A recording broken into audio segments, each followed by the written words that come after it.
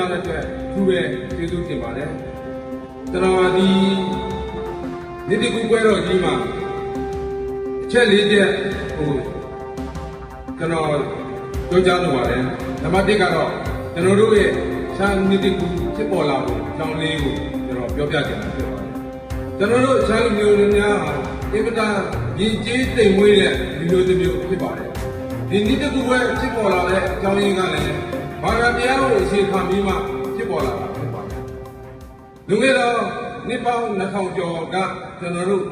ရှမ်းလူမျိုးများဟာကိုကြီးကိုလန်းနဲ့နေထိုင်တဲ့အချိန်မှာမူအမောင်းတိုင်းပြည်ကိုအုပ်ချုပ်တဲ့ဘီရင်ကြီးကတိတိကျကျမှာကျွန်တော်တို့သရုပ်တန်ဃာရဲ့ဉာဏ်နာတင်တဲ့အခါကျတော့ပဋိက္ခတော်တွေကိုကြောက်ခဲအဖေအတင်ပြီးခဲအဖေအတင်အဲ့ဒီအချိန်မှာပဲကျွန်တော်တို့ရဲ့ချမ်းသာပေနဲ့အဲ့ဒီပဋိက္ခတော်ကြီးတွေကိုကူရေးဖို့သူ့ရဲ့သားတော်ဘုန်းအောင်ကိုသိလွတ်လိုက်တယ်အဲ့ဒီသူ့ရဲ့သားတော်ဘုန်းအောင်ကကျွန်တော်တို့မူအမောင်းတိုင်းပြည်ကိုရောက်တဲ့နေ့ရဲ့နောက်ပြီးတော့ကျွန်တော်တို့သာနာပြုပြီးညာတော်တစ်ပါးဖြစ်တဲ့အရှင်သောတာမင်းကြီးမူအမောင်းတိုင်းပြည်ကိုရောက်တဲ့နေ့ရဲ့တိုက်ဆိုင်တဲ့အခါကျတော့အဲ့ဒီကကျွန်တော်တို့မူအမောင်းတိုင်းပြည်ရဲ့ဘီရင်ကြီးဖြစ်တဲ့မိတ်ဆွေဘီရင်ကြီးကချမ်းကျက်တဲ့အားလုံးထူလိုက်ပြီးမှအဲ့ဒီမှာချမ်းလိတိကိုစပြီးမှ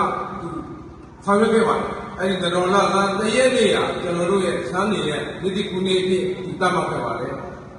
ဒါလူငယ်တဲ့နှစ်ပေါင်းများများစွာကလေးကကျွန်တော်တို့ရဲ့စာပေတွေကခိုင်ခိုင်မာမာညှပ်ကြည့်ခဲ့ကြတယ်ပဋိက္ခတော်ကြီးကိုကျွန်တော်တို့ရဲ့စာနဲ့ရေးကူးနိုင်တဲ့အဆင့်ကနှစ်ပေါင်း2000ကျော်ရှိခဲ့ပါပြီကျွန်တော်တို့ချမ်းလူမျိုးရဲ့ဒီနေ့စာပေတွေဘယ်လိုဖြစ်နေပြီလဲ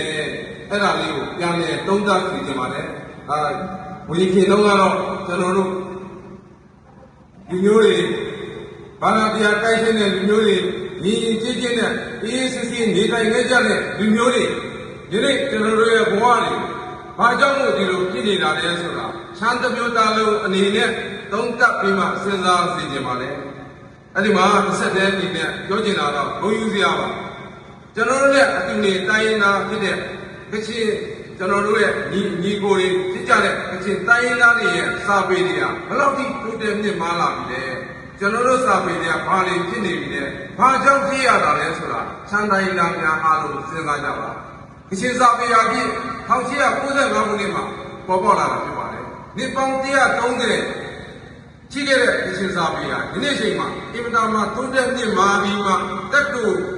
စာပေတွေကိုဘာပြန်ရေးသားနိုင်တဲ့ဒီတက်တူတွေဖွင့်နိုင်တဲ့အဆင့်ကိုရောက်နေပါတယ်ကျွန်တော်တို့ရဲ့နှစ်ပေါင်း2000ကျော်ရှိတဲ့ချမ်းစာပေကဒီနေ့ဘာတွေဖြစ်နေ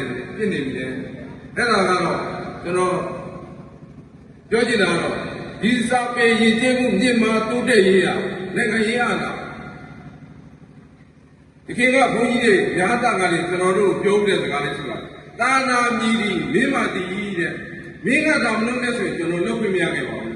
ကျွန်တော်တို့ငယ်စဉ်ခါတုန်းကဆန်းစာပေတင်ခဲ့ရမယ်ဆိုရင်တော့ဟာနာစီရတယ်ခံခဲ့ရတယ်ဒီနေ့လွတ်လပ်ပွင့်လင်းတဲ့အချိန်မှာလူငယ်လူရွယ်တွေဆန်းစာပေတွေကိုပြပြမြောက်တင်ကြပါလူမျိုးတစ်မျိုးရဲ့အဓိကဆန်းစာပေပါစာပေပြောက်ရင်ကျွန်တော်တို့စကားပြောက်ပါမယ်စကားပြောက်ရင်လူမျိုးပြောက်ပါမယ်ကျွန်တော်တို့ဘဝတွေအဲ့လိုစစ်တက်မှုမရှိအောင်